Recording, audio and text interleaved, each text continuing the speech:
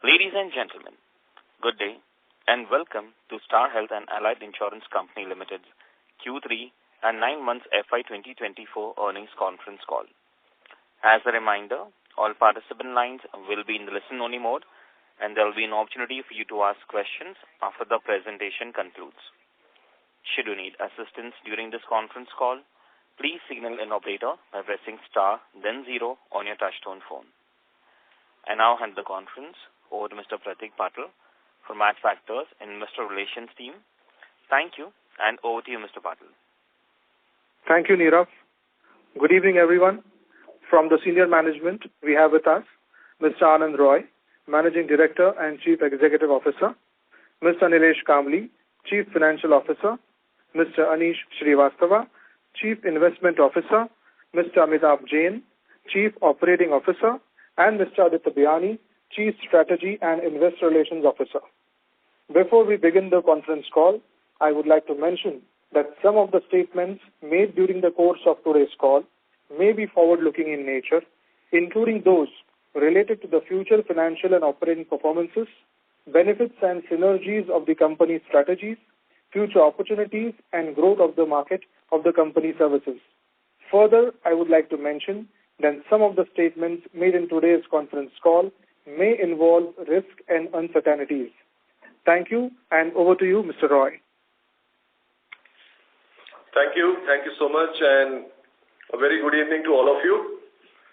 Thank you very much for joining us today. As we connect for the first time in this new year 2024, let me wish all of you a healthy and prosperous 2024. The Indian insurance industry is going through a very rapid transformation. We all know that the insurance regulator, IRDAI, has put customer at the center of every decision and moved away from the rule-based regime to principle-based regime with an overarching focus to provide insurance for all by 2047. And the entire industry stands committed to this vision. The Indian demography combined with the low levels of insurance penetration offers a large opportunity to insurance players today. While 37% of our population is covered under various health insurance programs, the retail health coverage remains very low at 4%, implying a long runway for growth. Health insurance business is the most preferred business segment within the general insurance landscape, thanks to the lower retail penetration rate, higher customer engagement that ensures confirmed renewals, high lifetime value of customers, and the higher ROE that the business offers. As a key stakeholder and a leader in the health insurance ecosystem, Star Health remains fully committed to support every initiative that is undertaken to ensure a robust development of the Indian insurance industry. Having talked about the opportunity in the market and our commitment to make health insurance available to every Indian, Star is best positioned in the market to play a very pivotal role in the industry. Star Health continues to lead the segment, demonstrating our leadership on various fronts of business. On the retail front, we continue to be the largest player with a size that is 3x the size of the second largest player in the industry. On the distribution front, Star Health has the largest agency network with the highest agent productivity amongst all SAHI companies. The third most important measure where Star Health stands distinguished is that we operate at the lowest EOM, the expense of management, which is significantly lower than the mandated limit of 35% by IRDAI. I would like to reiterate here that Star Health, we focus on sustainable and long-term growth with an emphasis on profitability by ensuring quality business. Our risk first, growth later is our defined mantra. And going forward, I would like to highlight some strategies and measures we have chalked out so far in this direction. The realignment of group strategy that we have done towards profitability through stringent underwriting guidelines. We have adopted a risk-based pricing mechanism, changing the distribution and product mix towards better combined ratios. We have recalibrated our portability strategy, increased share of higher sum insured policies, and with a consistent rise in network hospitals and pricing arrangement with our network partners. While growth, profitability, and managing risk is quintessential to our business, one very significant factor that goes a long way is ensuring the sustainable value creation by customer experience and customer delight. We are able to deliver the same through various initiatives such as teleconsultation, wellness, and various prevention programs that we run, apart from our efficient claims management. In claims management, digitization and increased automation has led to better turnaround times, benefiting our customers. Initiatives such as Anywhere Cashless and Home Healthcare Solution provided to customers at their doorstep are examples of our customer-centric approach. Coming to our business performance, on the business side for the 9-month ended December 23, our gross written premium grew at a rate of 18% to 10,286 crores compared to 8,753 crores during the same period last year. As the largest standalone health insurance company in India, our share of GWP is close to 46% of the entire SAHI industry. In fact, our market share for the 9-month ended December 23 amongst all general insurance company is up by 14 bits from 4.68% to 4.82% this year. Our market share in retail health for 9-month FY24 has remained stable at 33% versus the previous year. Our agency business contributed around 82% of our overall business for the 9-month ended December 23. Our agency strength has increased to 684,000 agents with a net addition of around 19,000 agents in the December quarter and 63,000 agents in the last 9 months. Regulatory changes have ushered in an era of equal opportunities for insurance players. The opening up of the bank assurance segment set up an open architecture continues to add muscle to our growth.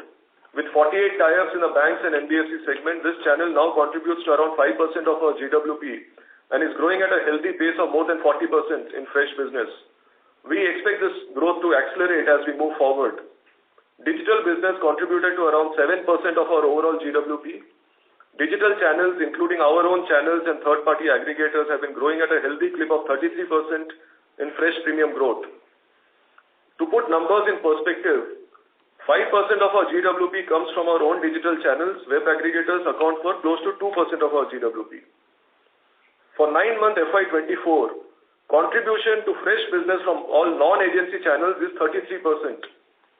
In order to increase penetration in semi-urban and rural geographies, we plan to open 1,000 plus sales manager stations, which are small individual service centers, of which 859 have already become operational in the first 9 months. With 877 branch offices, we now have a total of 1,700 plus customer touch points to ensure better service. Of the 19,000 plus PIN codes in India, Star Health is present in 17,000 PIN codes via our sales distribution network. A larger presence across sales channels calls for a wider range of service points to cater to our customers. With this in mind, we have 20,000 customer touch points for servicing. I will now talk about some of our claims initiatives and the outcomes. In terms of claims amount, 84% of the paid claims in 9-month FY24 were cashless, which was 80% in the previous financial year. Our cashless TAT has improved to 94% claims settled within 2 hours' time. The auto adjudication of claims helps us in drastically reducing the turnaround times. 34% of agreed network hospitals, representing 74% of the cashless claims, have been onboarded under our authorized auto adjudication initiative.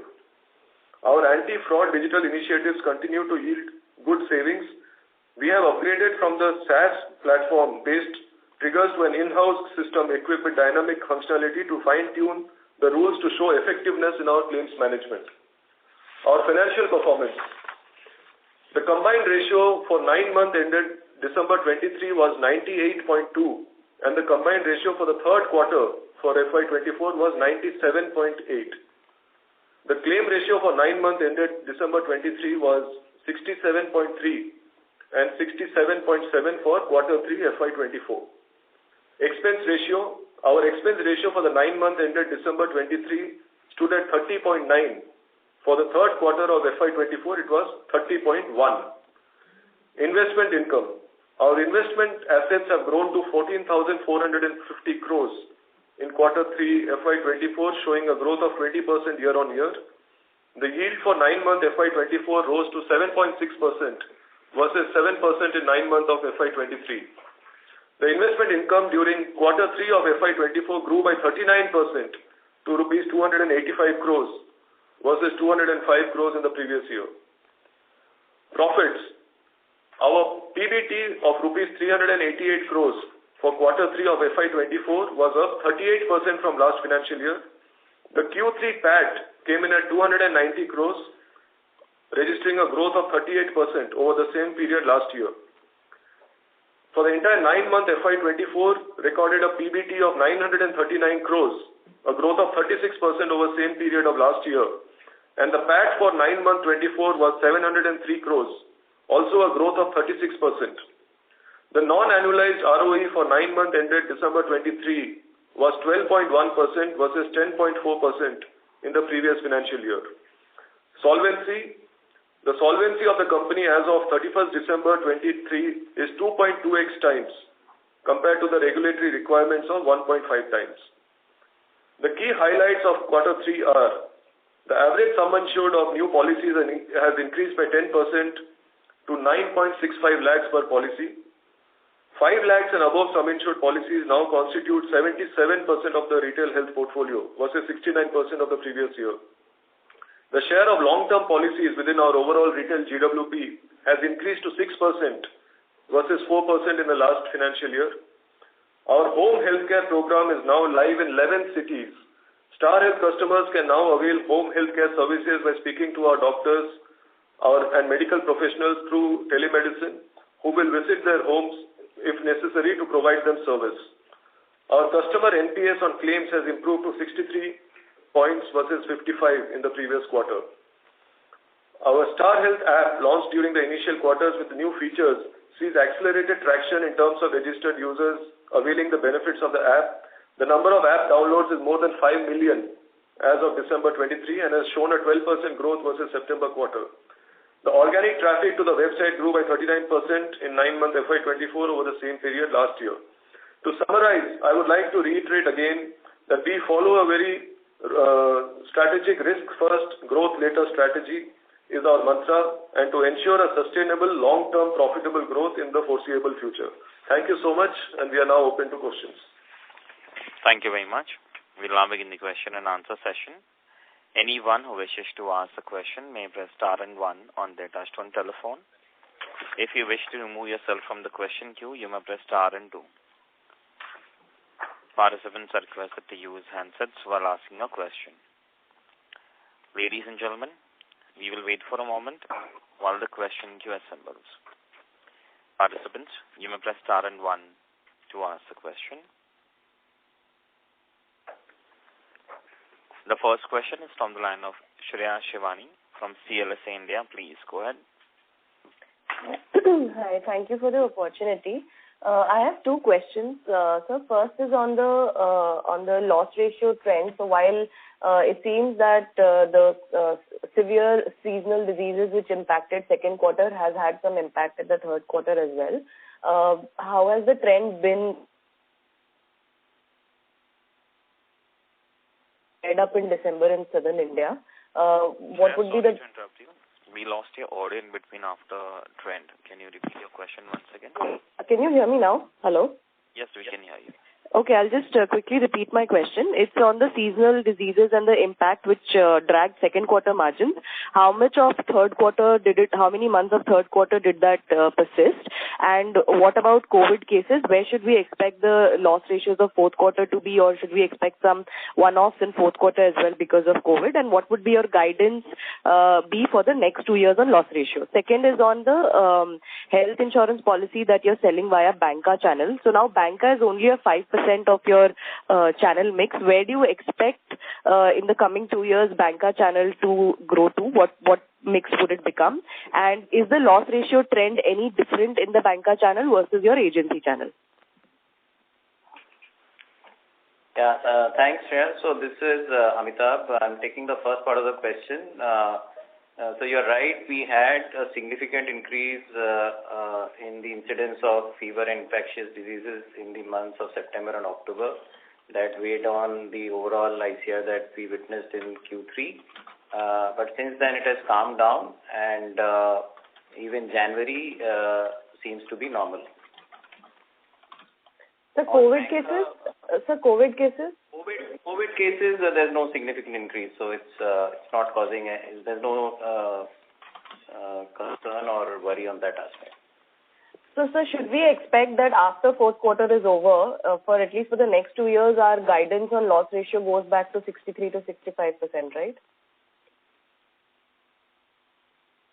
So, Shreya, we are not giving any guidance as such, but yes, our endeavor is to keep improving our loss ratios by various measures, as we mentioned in our call, including, various strategic measures like price increases at the significant times, and also our efforts on home health care and other such measures.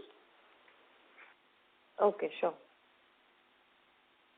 So as far as banker, to answer your second question, banker, as you rightly said, is an interesting channel for us. We are growing. We are right now contributing 5% of our books.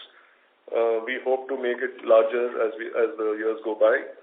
Many of our partnerships are only now taking shape in terms of the system integrations and product launches. So we expect this to be a very, very significant contributor in the future. We already, as I mentioned in my speech, that almost 33% of our new business is coming from non-agency channels, which is banker and digital largely. We expect this to keep growing faster. Sir, is there any difference in the quality of customer or the loss ratio trend between your main channel, which is agency, and the banker channel? So banker, as you know, has very different business modules. There is a attachment business contribution which is quite significant, which the banks give out on their loan books. But we also do a reasonable amount of indemnity policies through our public sector bank partnerships. So it's going to be a mix of both. And as far as loss ratios and combined ratios are concerned, we are very, very, very clear that we will do business where it is profitable for us. So we make sure that, that is tracked very closely. Got it, sir. So that's useful. Thank you. Thank you. Next question is from the line of Prayesh Jain from Motilal Oswal. Please go ahead. Yeah, hi everyone. Firstly on, if I start thinking about Q4 from here on, you mentioned that the loss ratios are significantly better and you would have a full benefit of renewal price hike of, the Family Health Optima, because a large portion of it was sold possibly in Q4 of last year. So big benefit of that should come in, at least on the GDPI front. Some of it will go through the URR. But how should we look at Q4 from a profitability perspective? And then I would extend this to FY25 as well. So your share of group premium has gone up to 6% today, and the price hike that will happen in Q4 of Family Health Optima, that quite a bit of that portion will go into the URR and will kind of unwind into FY25. So both group health, the long-term policy, as well as the price hike of Family Health Optima, that should unwind into FY25's net earned premium without any, OPEX against it, right? So, from a profitability perspective, how should this kind of transpire into FY25? That would be my first question. Prayesh, thanks for the question. So, you are right, the full benefit of price increase will come by 30th April, so Q4 being the biggest quarter. The earned premium will improve in FY25, and that is where we are saying that, we'll ensure that the loss ratio keeps on improving as we keep on moving forward, along with the price hikes and the various initiatives that we have taken in terms of group business. It's a combination of SME as well as banker group business, which is very, very efficient when it comes to loss ratios, and that should also help us in terms of overall profitability.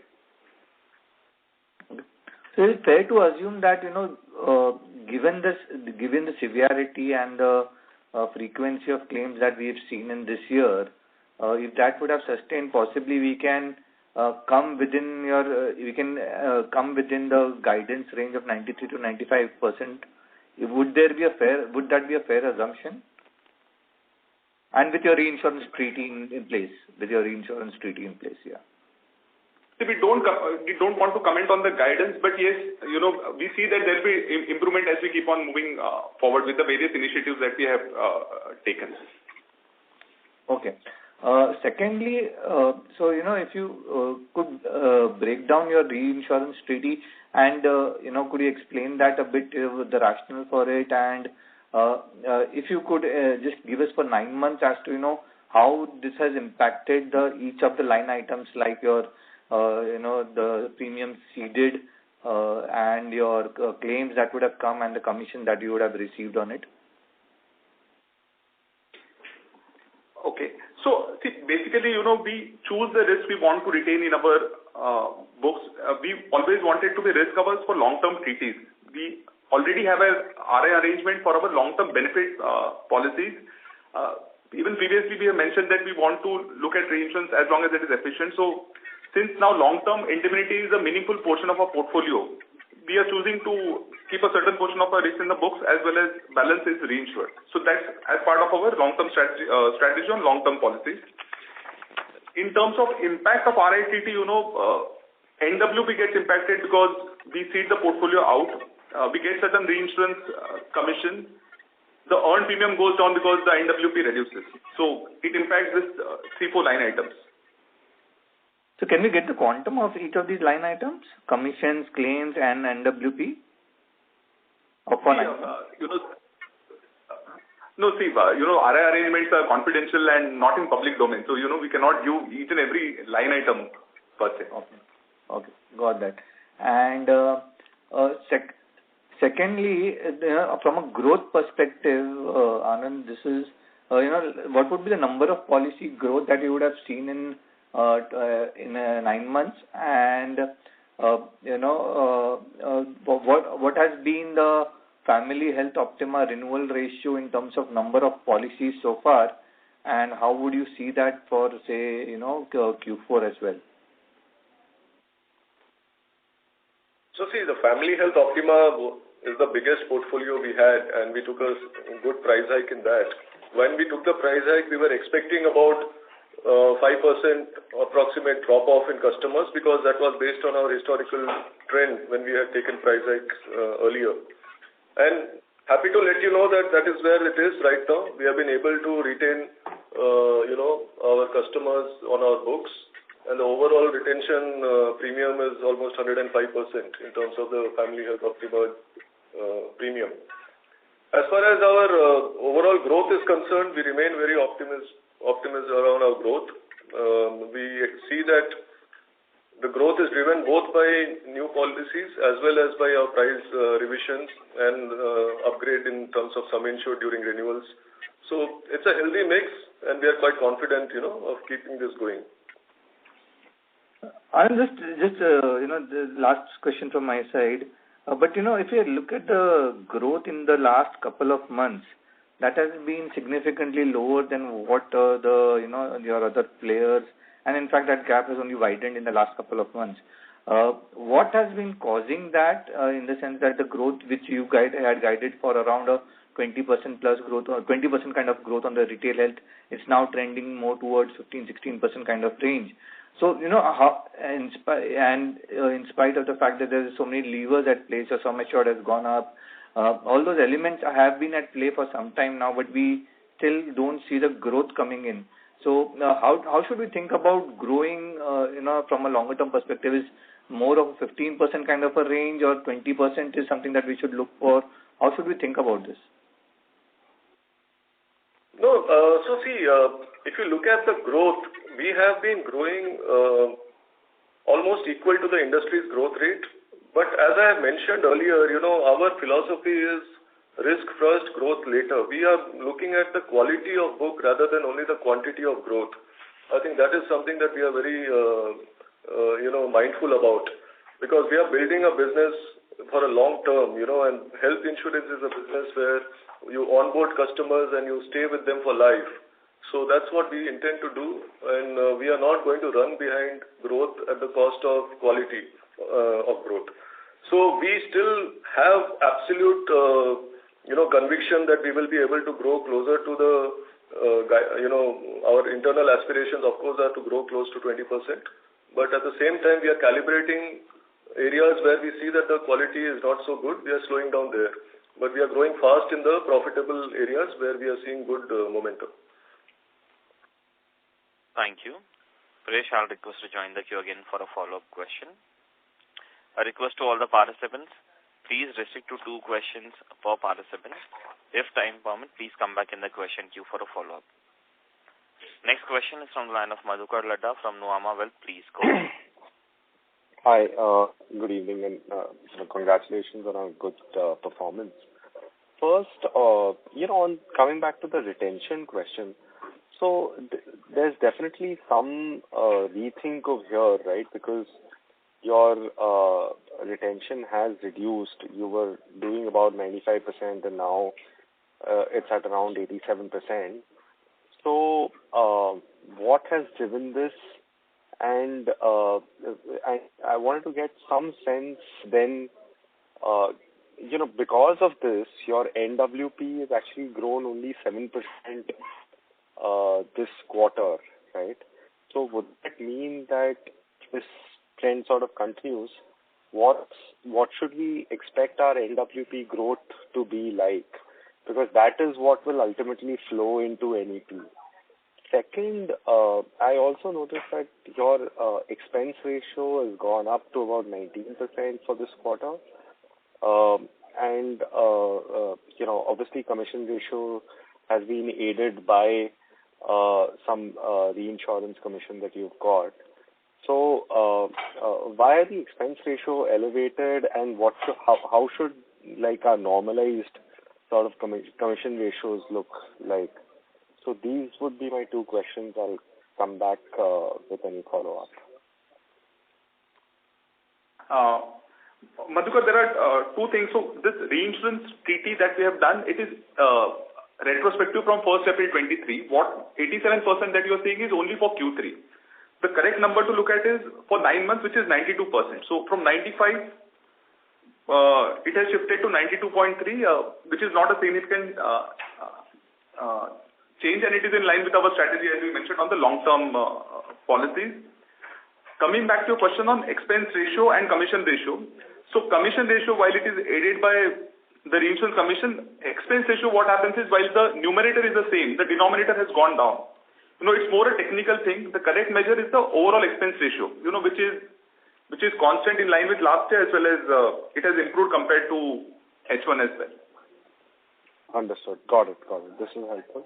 And finally, I just have one more question on your investment income. So the yield has shot up in this quarter. Is it because some capital gain booking has happened in this quarter as a result of that, or what's going on with that? Hi Madhukar, this is Anish here.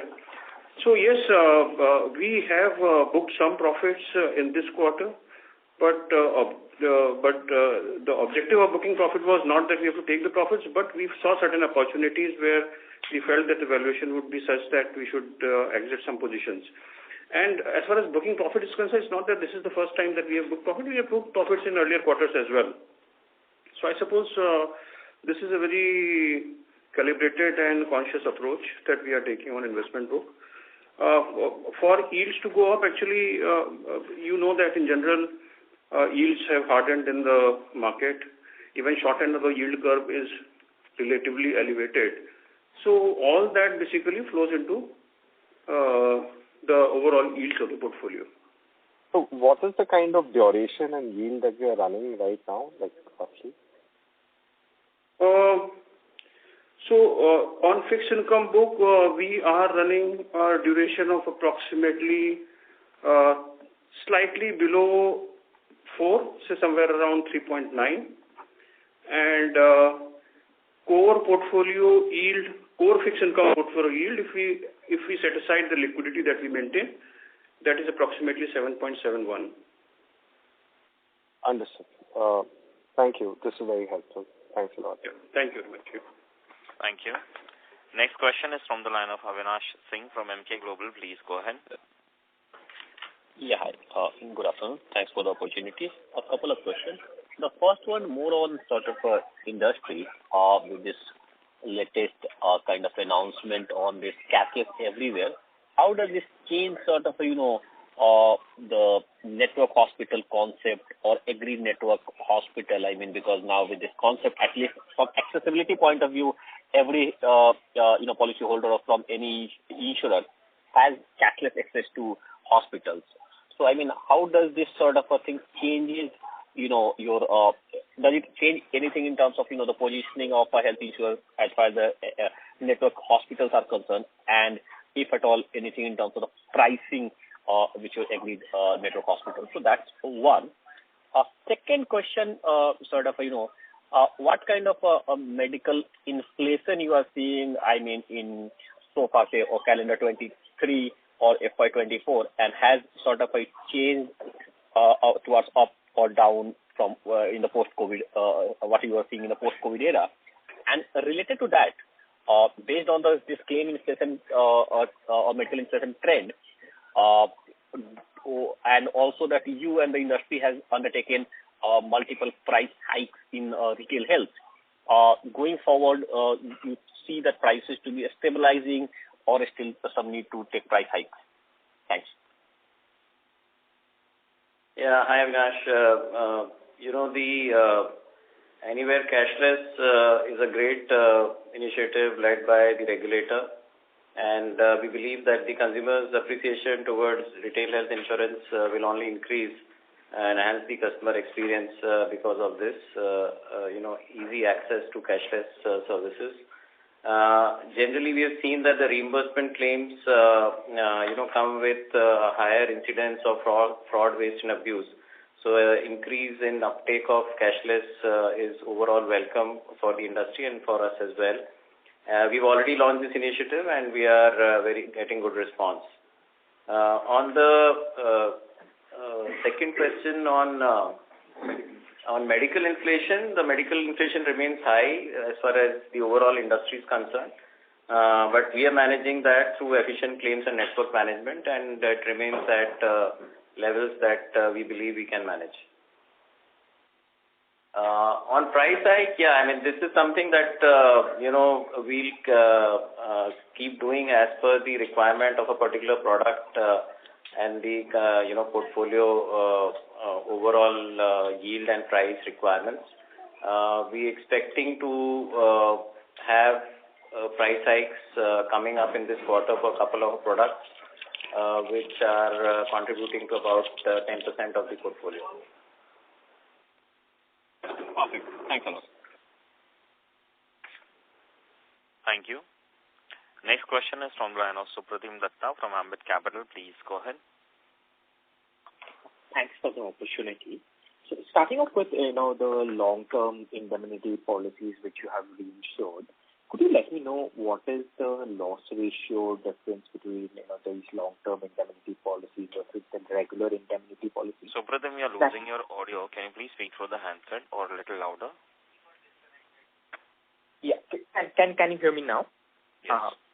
Yeah. So what I was asking is, could you give me the loss ratio difference between the long-term indemnity policies and the regular indemnity policies? That's one. And two, what I would like to understand is, how does the ROE profile now for the long-term indemnity policy differ compared to previous regime when you did not have the reinsurance, the 50% reinsurance?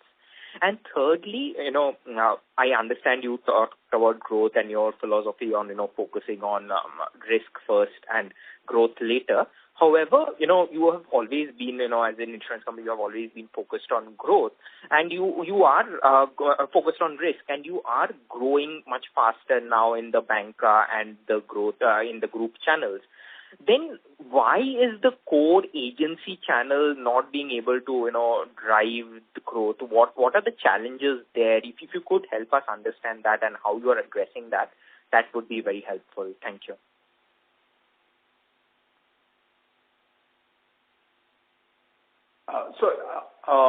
Supratim, on this long-term indemnity, as we said, this portfolio has started to grow now, and it's become substantial portion of our portfolio. The experience on whatever previous portfolios that we have is good. The loss ratios are better because all the customers are retained for 2 years or 3 years. So it's generally a good in terms of loss ratios. and hence the ROE profile of this customer is also good. But as we have written substantial portion now, we'll have a better experience as we keep on moving forward. So let me take the question on core agency growth. The core agency business contributes 82% of our portfolio. So we are absolutely doubling down on agency. There is no question of slowing down there. It are certain strategic steps that we have taken on focusing a bit more on quality in certain areas where we were seeing consistent, bad quality business coming in. For example, certain parts of North India, certain parts of Western India. So we have kind of calibrated our strategy there. But let me assure you that Star Health is an aggressive growth-focused company. We are not going to slow down growth as such, but quality of growth will be a major driver in our plans. So just to put it in context, we have really slowed down our inward portability business in those markets, which we saw that it was a loss leader in our overall books for a long period of time. So those are the steps that we have taken. And we are not shying away from taking some aggressive steps to build a better quality of book. As you know, last year we took a conscious call to slow down our group business, corporate group business. So we will continue to keep evaluating business, on basis on its merits and not do growth for the sake of growth. Thank you. And could you give me the ROE differential now in these long-term indemnity policies that you have put in place a reinsurance contract? See, as we spoke, long term is a very small portfolio till last year, and it plays out over the next 2-3 years. So since the loss ratios for this portfolio is good, the customer remains with us. The ROE profile of this customer is also very good. But how does it change now that you have put in a 50% reinsurance contract? No, nothing changes. Reinsurance contracts are on, there is certain parameters. There is a loss ratio understanding. There is a commission understanding. These are on sliding scale basis. So there is a certain cost associated with it. That's it. Thank you. Supratim, I'll request to come back for a follow-up question. A reminder to all the participants, please stick to 2 questions per participant and please join the queue for a follow-up question. The next participant is Nilesh Saha from Julius Baer. Please go ahead. Yes, hi. Are you able to hear me? Yeah. Hello? Yes, hi. Great. Yes, hi. So I joined the call a bit late. I'm not sure if you spoke about this earlier, but I was hoping if you can comment a bit over, this growth that you reported this quarter, right? Could you give some color on the new customer volume growth, part A, and part B, what is your retention metric looking like for your customers whose policies completed a year, in the quarter gone by?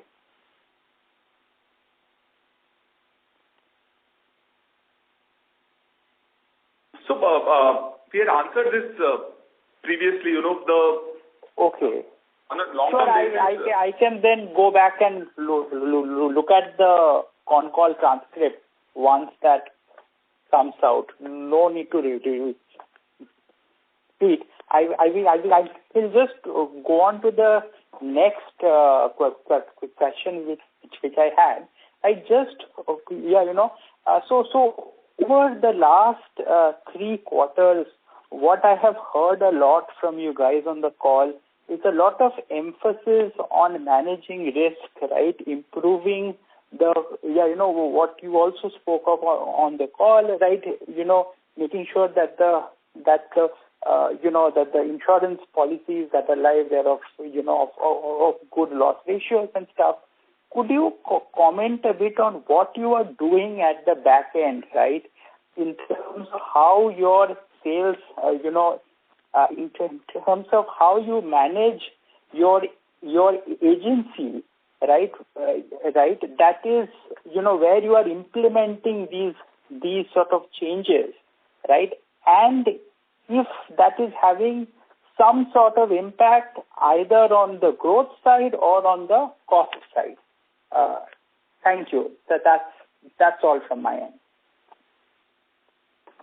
Yeah. So, this is a continuous sort of evolving exercise, and training of agents and our own sales teams is something that we keep improving upon. Some of the risk-based, selection criteria, underwriting guidelines, scoring models, those are the things that we are working on, improving our analytics based on geography, customer segmentation, micro-segmentation of risks, and so on. And that's something that we are training our teams as well as our agency force on a continuous basis. So we expect that as we sort of continue this and put more and more emphasis on the overall mantra that we have, that risk first and a profitable growth on that is what we are going to continue to work upon. Okay, just one small follow-up, right?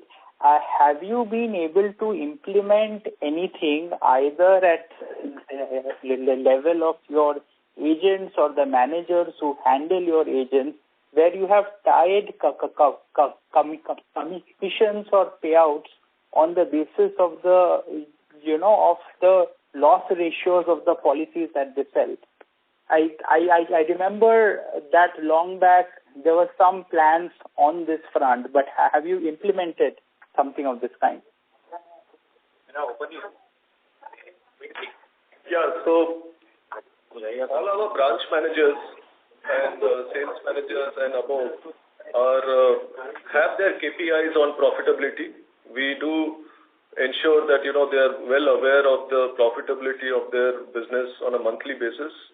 They have dashboards which they are able to evaluate their business regularly, available to them. As far as the payouts and commissions are concerned, we did roll out something, but we have made some changes based on market feedback. And we will keep evaluating and making changes as and when necessary.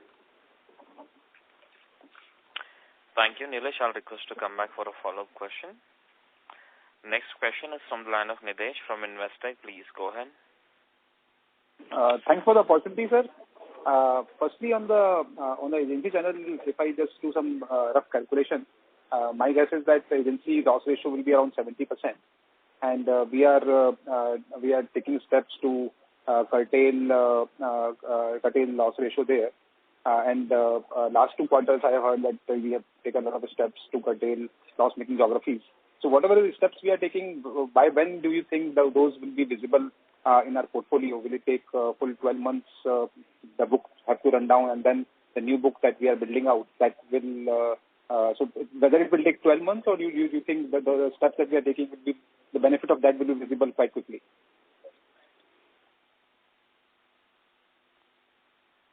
So the first thing is the agency loss ratio is not 70%. And to answer the second question, the steps which we are taking, we are seeing good positive results. As we talk, November, December, as Amitabh mentioned, are trending well. Even January, we are seeing a good result. We have taken the price increase, which benefit is expected to come, has come in Q3, Q4, and for the next 9 to 12 months as well. The quality business that we're talking about, the reduction in portability, we are seeing some good benefits out of that as well. So it is already started to reflect in our portfolio, and we see some good benefits coming in the future. Thank you. And second is, what is the fresh premium growth for Q3 and 9 months on an overall basis? And in the agency channel, if you can talk about these 2 numbers.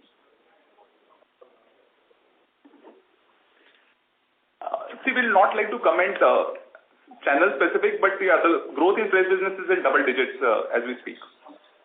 Okay. Thank you, sir. Thank you. That's it from my side.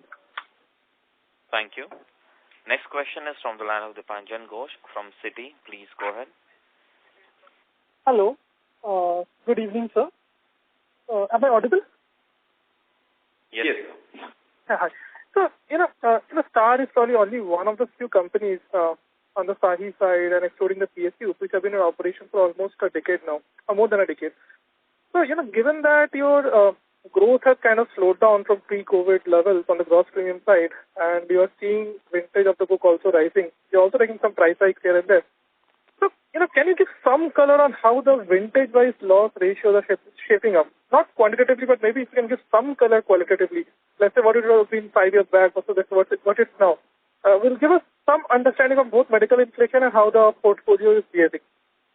Second, I think more from the FHO product where you have incurred the price hike, and just wanted to understand for the customers who have fallen off or where you have seen persistency loss because of the price hike versus the customers who are still retained in your portfolio. How would be the claims ratio between these two cohorts? Or in other words, just trying to understand, is it higher claims ratio customer which falls off or the better quality customers or, some kind of understanding on that? And lastly, just going back to the previous participant question, if you do the back calculation, it seems that fresh business through agency probably has declined by a good margin compared to, let's say, your agency growth, which should be better. Also, if you look at this growth on a 2-year lag basis, I mean, because we have been adding agents also at a very sharp pace, it seems that the growth does not look that great. So what are the steps you are taking, and by when can we expect the agency growth to really, kind of revive? So those are my 3 questions.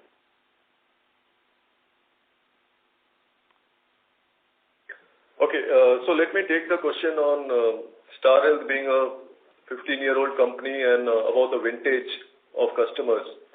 The fact that we are the only company, probably one of the few companies in the entire industry which is making underwriting profits, should answer your question about the quality of book and the selection and the way we are managing the portfolio. So cohorts and vintages do not make any significant impact as long as you are managing it scientifically and repricing the product at intervals where necessary. So I think that should be sufficient to say. We are not going to give obviously detailed cohort-based data to you. As far as our FHO customers are concerned, we do not differentiate any customer as a good customer or a bad customer. We like to retain all customers. So our target was to retain customers with a minimum drop-off, and we are very well within that range of our target. So I think that's how we are looking at it. What was the third question? Declining fresh agency. There is no decline in fresh agency business. As I told you, the business is being calibrated based on profitability of the regions. We are seeing very, very high double-digit growth in regions where we want to grow, and we have kind of reduced our growth by design in certain areas. There is no compulsion for us to reduce our growth there, technically speaking, but we are doing it in the long-term interest of the business. That's how I would put it. Got it. And if I can just have a small follow-up with the second question. I understand that you don't differentiate between good and bad quality customers. But for the customers that have fallen off, you would know the back book claims ratio on that customer cohort, and also the customer cohort that has been retained in the system, the kind of claims ratio for them. So just wanted to, if qualitatively you can. So the line for the participant dropped. We move on to the next participant. Next question is from the line of Swarna Mukherjee from B&K Securities. Please go ahead. Yeah, hi sir. Thank you for the opportunity. I had one query, technical query that for the longer term policy, if you could explain why a reinsurance support is required, because if I understand correctly, I mean these are also quite gradually underwritten businesses. So how different would be the expected experience between say a 1-year policy and a 2-year policy that would warrant some risk pass out to the reinsurer?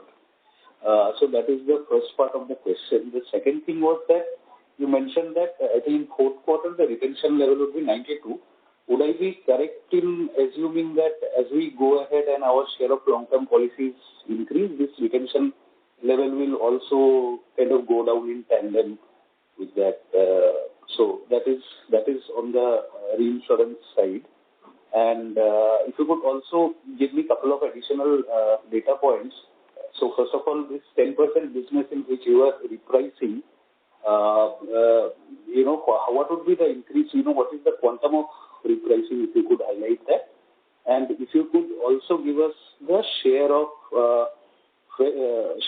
non-agency channel in the fresh business last year in third quarter, that would be very helpful.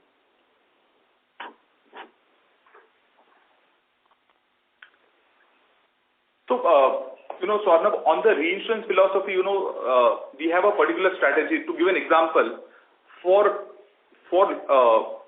non-proportional risk or some, there are philosophies of 1 in 100-year event, 1 in 250-year event, and companies buy 1 in 500-year event as well. Each has a different cost element. So this is the philosophy of the company. The long-term policies for 2 year, 3 year, we have a philosophy of reinsuring it. So that's based on a philosophy that we have taken this decision to reinsure this risk. Your second question on 92%. See, this is the 9-month number.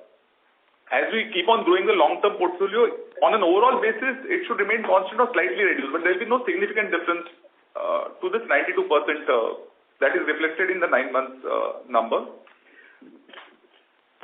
On the so, sir, just as a follow-up for the next couple of years, should we build in a number close to that 92 only, or shall we maybe take it down slightly more as your share of long-term increases in the mix?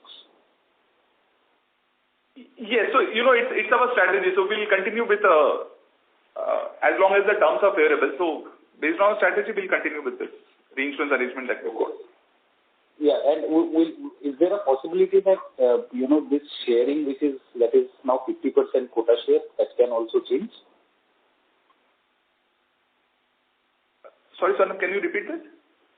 So I think you mentioned it's a 50% quota share kind of a policy, right? So would that can there be designs where that can also change?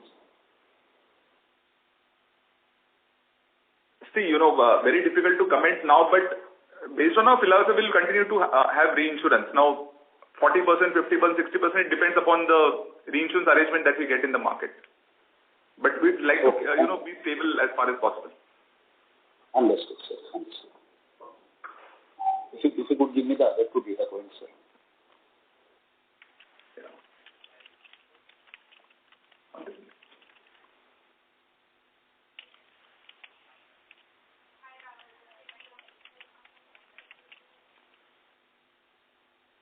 Can we have the next question?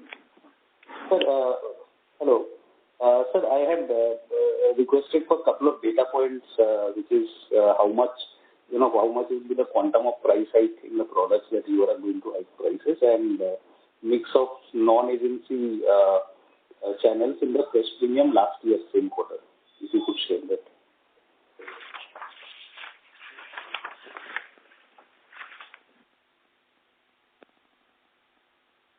We were showing them in the PPT.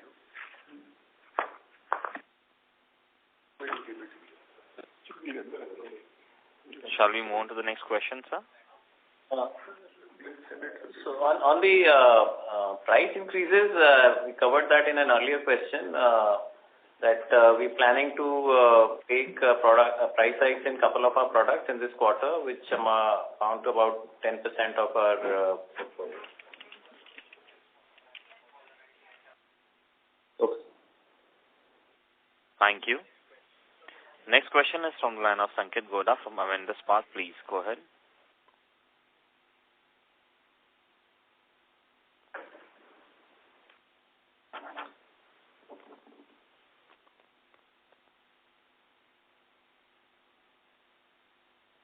Sanketh, your line is on mute. May I request to unmute and go to the question, please?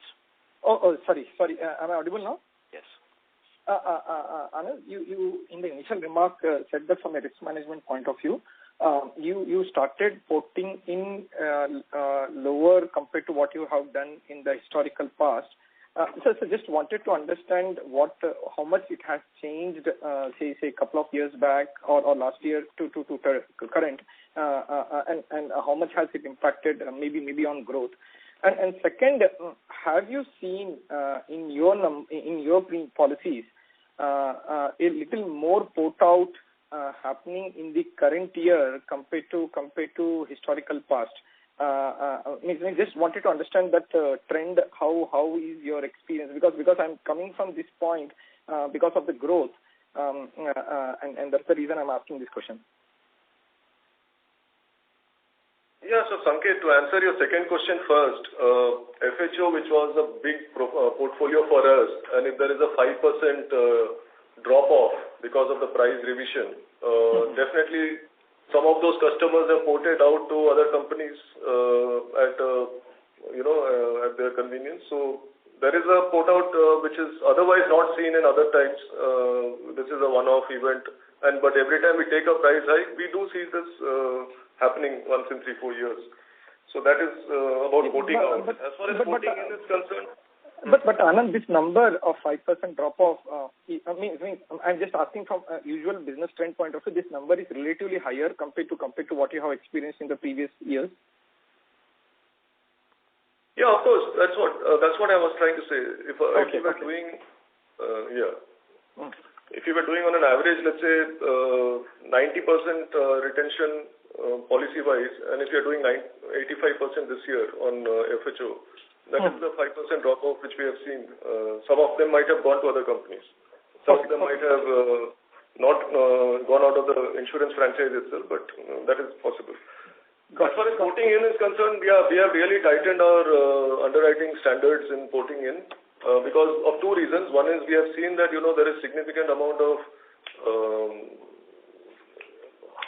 difference between loss ratios in terms of portability customers and new customers. And second thing is we have also seen that porting customers sometimes there is a lot of dissonance in terms of expectations, and it also leads to bad experience in customers. Sometimes intermediaries do not give the true picture of the porting policies and conditions. So we have kind of really tightened that area, and we would like to keep it that way. But just Anand, if you can quantify the number, means for example, it was 14 by 5% of the total premium was 14 in say last year. Whether that number has reduced to say like 1% odd, just wanted to understand that how much you have tightened this. It's come down to low single digits is what I can tell you. Perfect. And second question, and then I have one on data.